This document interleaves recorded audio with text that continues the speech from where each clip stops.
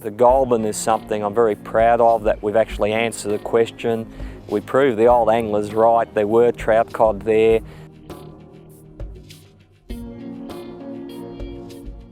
The Goulburn was, of course, the first river I was doing the research on. The genesis of the project became, how can I get first-hand accounts? And the answer's got to be find the oldest fishermen in the catchment.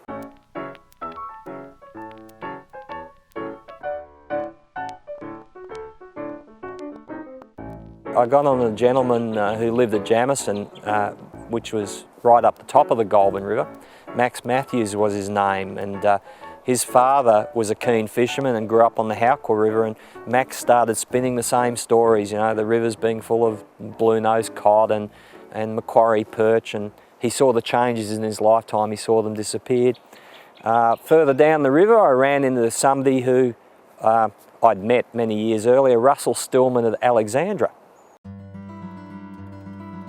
Russell was fantastic. He was in his 90s at the time but had a terrific memory. Again, his family had been there a long time. He had a few photos and Russell had all his stories of huge catches of Macquarie perch, trout cod and Murray cod.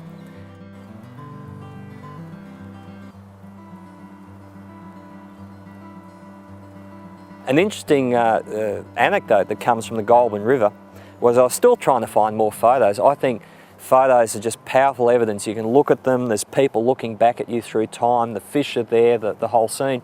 And I went through the records of the State Library of Victoria, and there was a collection of glass plates by a resident of Alexandra called Lindsay Cumming that had been bequeathed to the library. All the plates had a title on them, and there was one called Fish on Hooks on a Pole. And I thought, that's a photo of fish from the Goulburn rivers in the 1920s. Oh, there might be trout cod, more proof. And so I contacted the State Library and I said, you know, have you got the photo? And they said, no, we've only got the glass plates, they've never been printed. And so I had to order a copy of a print off the glass plate, I think it was $46, sight unseen. So anyhow, it arrived in the mail, you know, opened the envelope. It was a disc this time, put the disc in the computer, up on the screen comes it off, and it's just an incredible photo. Most of the fish are trout cod, and it's a glass plate. The detail is so good, you can actually enlarge the photo and count the scales on the fish. And there was more proof. There's 6 fish in the photo, right? 4 of the fish, without any doubt, are trout cod. The other 2 are cod, and can't be sure. There's glare on the image. Right, so 4 out of 6 fish caught in the Goulburn in 1920 were trout cod. Having got the photo, I rang up Russell Stillman. Oh, did you know a bloke named Lindsay Cumming?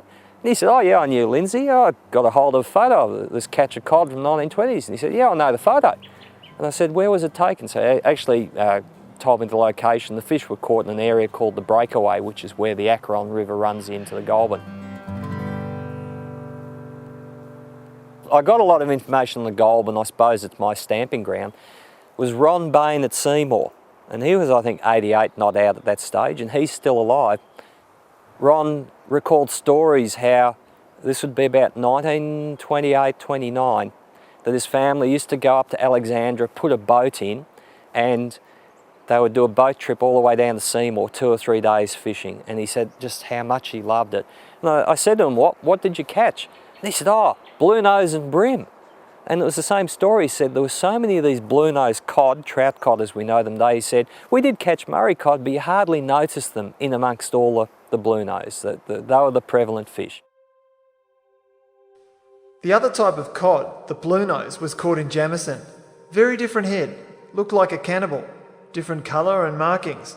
A long dark nose that was blue, like the name, and marked different. My father showed them to me first when he caught a couple that were 15 In those days it seemed impossible that mere fishing would overtake supply in the Goulburn River, which I fished at Molesworth, Kafkin, Alexandra and Thornton.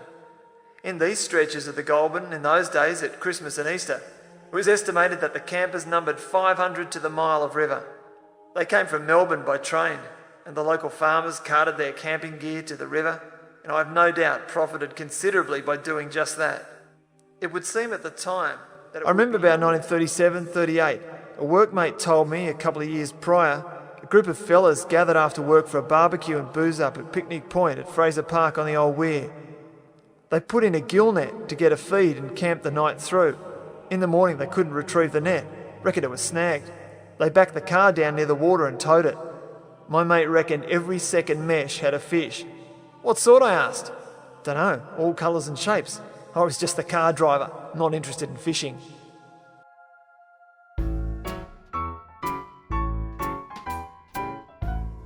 And I worked further down the Goulburn. Wally Cubbin at Nagambie helped me a lot. The McLeod family had been professional fishermen, and Graham McLeod was still alive. He was about 90. He had stories.